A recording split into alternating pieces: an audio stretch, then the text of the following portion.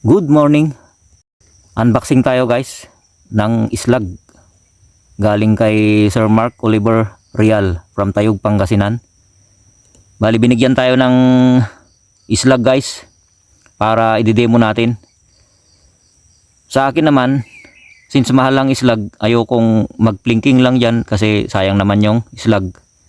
Mas maganda guys na actual hunting natin para masubukan natin kung talagang super accurate guys kahit sa mga long range. So mamaya after lunch, aakyat tayo ng bundok para doon tayo mismo mag test fire in actual hunting. So sana hindi tayo mabigo na masubukan itong islag. Subukan natin sa wild chicken at sa alimokon. Pass muna tayo sa mga maliliit na target. So ayan, sana masamahan nyo ako mamaya. Aakyat tayo ng bundok.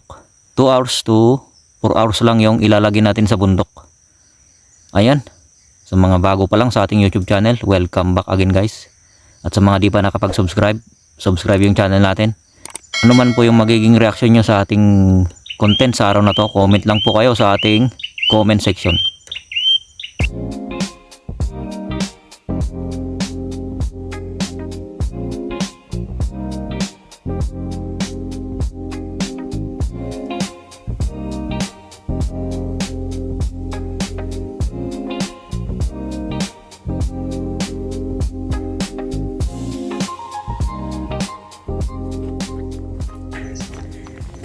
So nandito tayo ngayon sa bundok.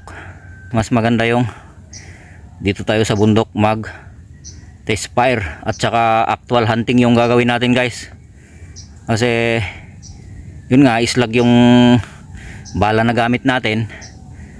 Ayoko rin naman na mag plinking lang tayo, sayang lang yung bala. So mas maganda na gamitin natin sa actual hunting. Kasi yun nga, binigay sa atin ng libre, kaya so wag nating gawing pang firing lang sa ating bakuran. So kailangan nating gawing i-actual hunting. Ayan, as usual yung PCPing dala natin is yung bullpup natin. Bali kanina sinubukan ko lang ng isang putok lang guys yung sinubukan ko sa ating islag. Sa tingin ko parang mas malakas yung impact ng islag kasi nasa 21 grains yung bigat niya guys. Unlike sa Astro Pellet natin is naka 18 grains lang. So kanina nung sinubukan ko, di lang po tayo nakapag video. Wasak yung target natin kasi hollow point siya. Ayan, so stay tuned. Actual hunting tayo ngayon. So hindi ko sinisigurado guys na may wild chicken. So magbaka sakali lang tayo. So subukan natin guys. Napakalawak naman yung kabundukan, no? Tingnan nyo. So napakalawak yung kabundukan guys dito sa amin. Kanina nung naglagay tayo ng islag sa ating magazine, ang ganda ng pasok. Hindi siya sumasabit. Unlike yung mga ibang pellets na order natin, masasabi kong peke. Pero kahit peke, okay lang din naman gamitin. Yun nga lang, malawak yung puwet niya at manipis. Sumasabit dito sa ating magazine. Kaya ako minsan, kapag nag-reload tayo, pagbalik natin yung side lever, akala natin may pumasok ng bala. Yun, wala pala. Let's go!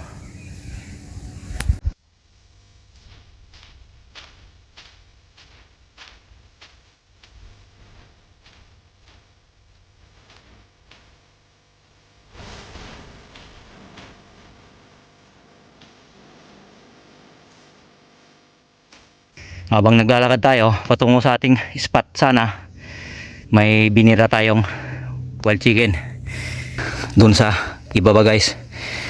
So estimate natin nasa mga 60 yards. So buti na lang walang nasaging baging yung islag natin. Ayos. So pagkabira natin guys, nalaglag sa baba. Tapos wala na akong narinig na kaluskos na lumayo pa. Narinig ko na talagang tinamaan natin. Tara, pulutin natin. Ayos. Hopefully madaling mahanap. So nandun lang sa may baba. Medyo matarik yung dadaanan natin. Dito siya tumakbo guys eh. Tapos wala na akong narinig na kaluskos sa baba. Ang hirap.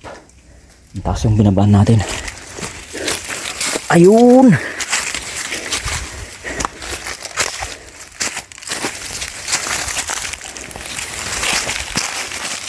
Ayos!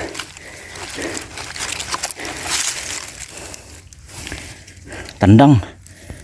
Data ni, nagatidog jay kawit na.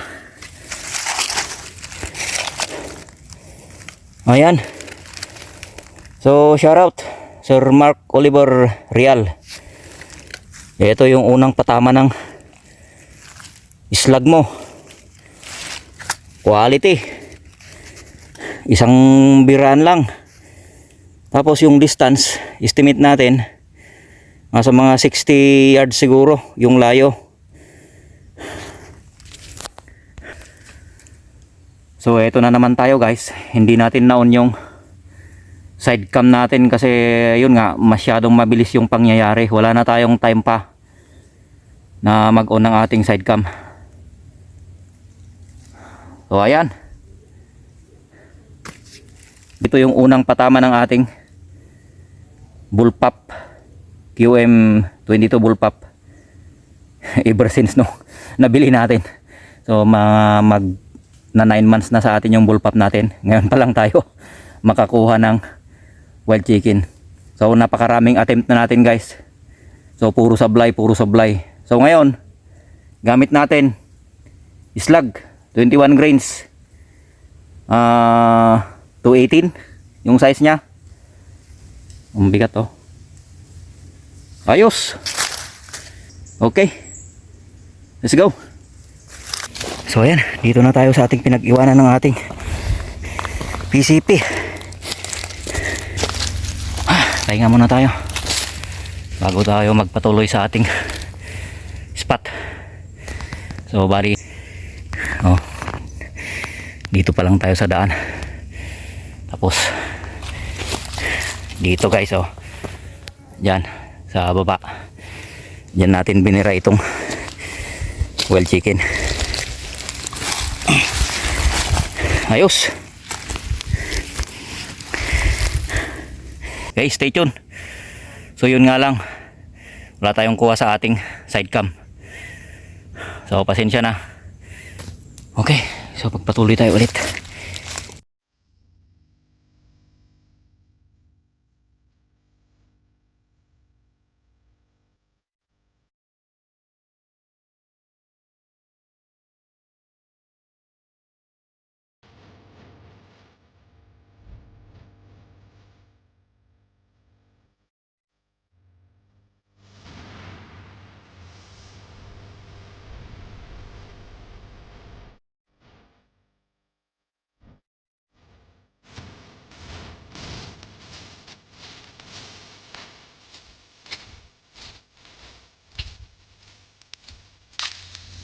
Pahinga tayo saglit.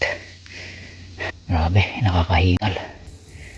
So ganito yung kagandahan guys kapag naghahunting tayo. Bukod sa pinagpawisan ka na, nakapag-adventure ka. Tapos maganda sa cardio. So ganito lang guys yung ginagawa natin habang nagpapahinga tayo.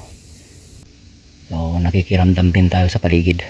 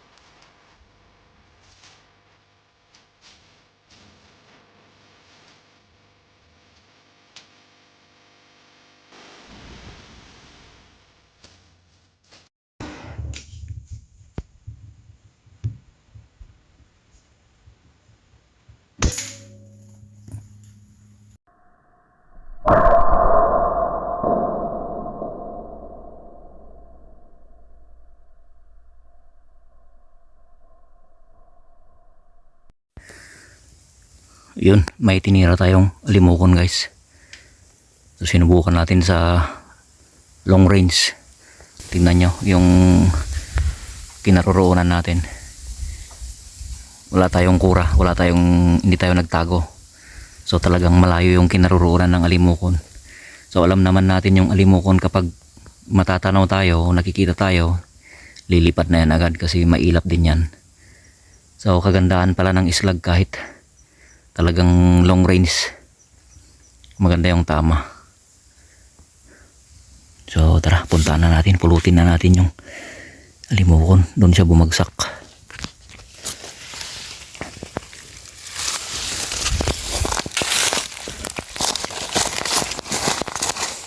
Ayun.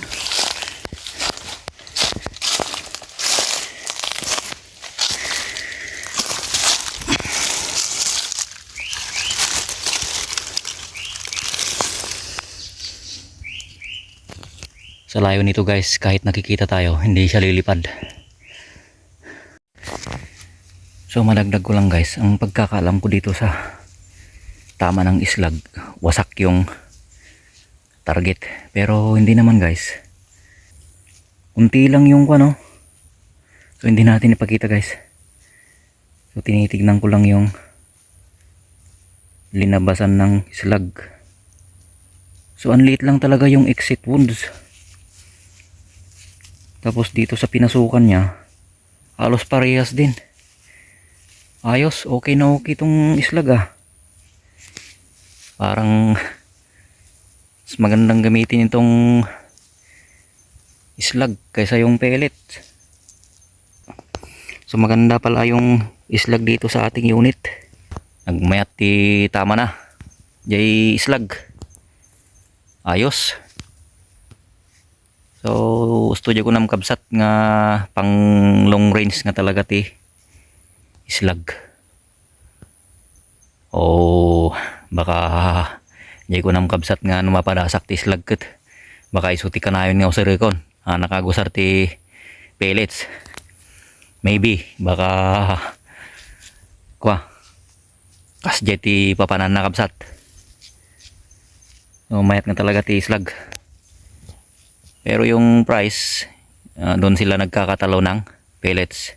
Pero yung accuracy, maganda yung accuracy ng islag. Pero hindi ko naman sinasabing pangit ang pellets. May mga pellets din na maganda yung tama. Okay. Madalas na tayo yung unang nararamdaman guys. Kasi hindi naman natin maiwasan na lilika tayo ng ingay sa mga yapak natin kasi sobrang tuyo yung mga dahon.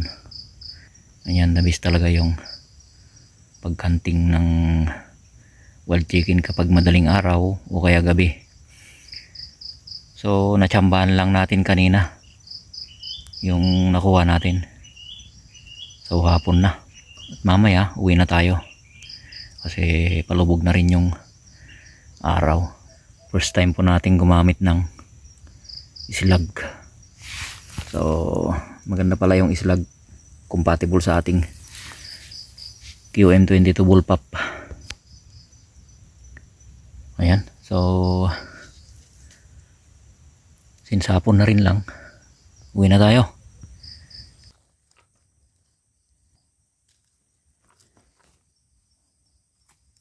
Ito yung wild chicken natin guys, oh. Matigas na.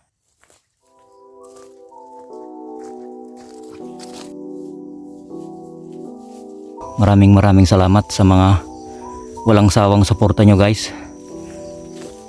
Maraming salamat sa iyo, Kabagis, Mark Oliver Real, at pinasubok mo sa akin itong islag.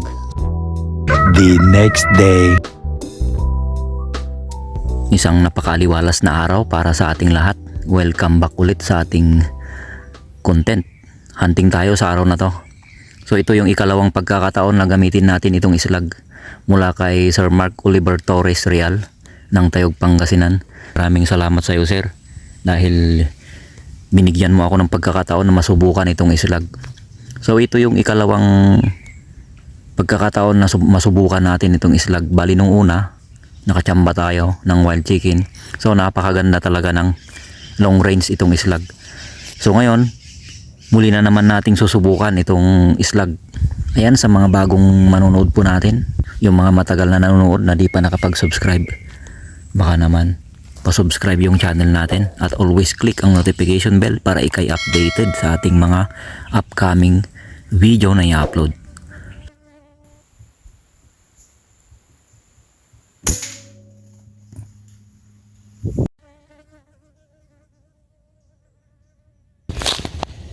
Pulutin natin yung unang patama natin. Alimuko naman yung dumating, guys. Yun, inira na natin. Dito siya bumagsak. Ito.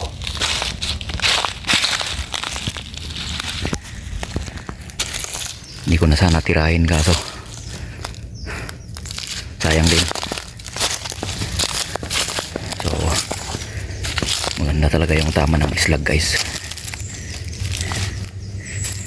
Ayos, ayos. Yan o. Tapos meron pang tumitilawak sa taas. Tapos ang dami nating napulabog kanina. Pero napakailap nila, guys. Yan o.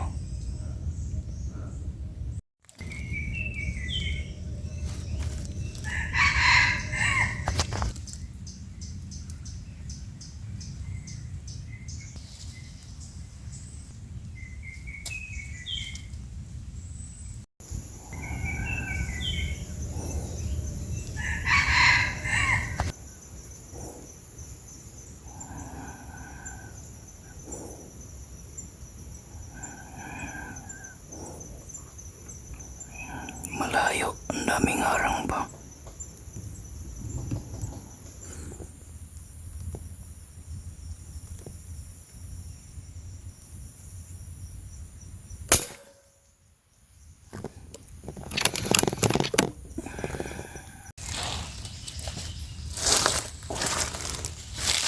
Yun o, may tinira ako dun. Akala ko wild chicken na kumakaluskos. Paglabas, uwis gubat pala o yung pangubog. So tara, ulutin natin. Nakiki tayo dun ah. Ito yung pangalawang patama natin, guys. Akala ko wild chicken, pangubog pala. Nasukal pa naman yung pinaroroonan na. Yun o, yun, kulay itim na yun. So tara, akala ko wild chicken, hindi pala. Yan o, ang laki rin ng katawan nito, guys. Oh, laki. Lalaking pangubog. Kung alam mo yung uwis, ito yung uwis gubat. So yun, binira natin. Ito yung pangalawang patama natin. Nakiki tayo doon. Nung hindi pa lang natin nakita, kumakaluskos dito sa may masukal. Akala ko wild chicken. Paglabas, uwis gubat pala. Okay, pahapiyaw kong ipapakita, guys, itong hunting area ko. Tingnan nyo kung gaano tayo kataas. Ano? Dagat na yun, no? So napakataas na natin. Kabundukan ng Benguet. Yung kapatagan na yan, guys, is Pangasinan.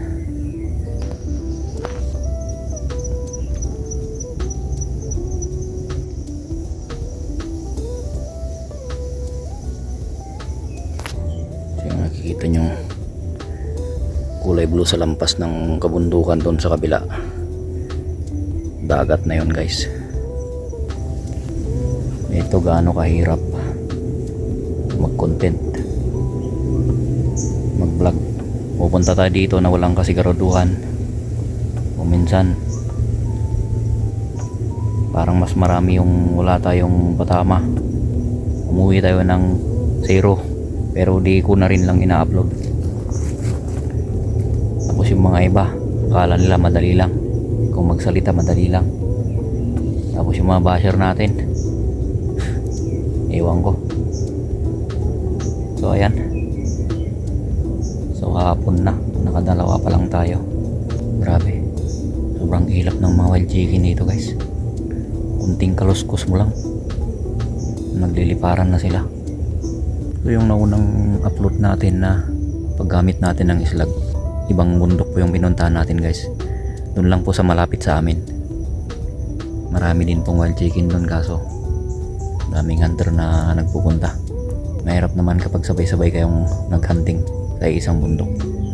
So hanggang dito na lang yung video natin guys. So itong video natin ngayon, kunting dagdag lang natin sa video natin kahapon.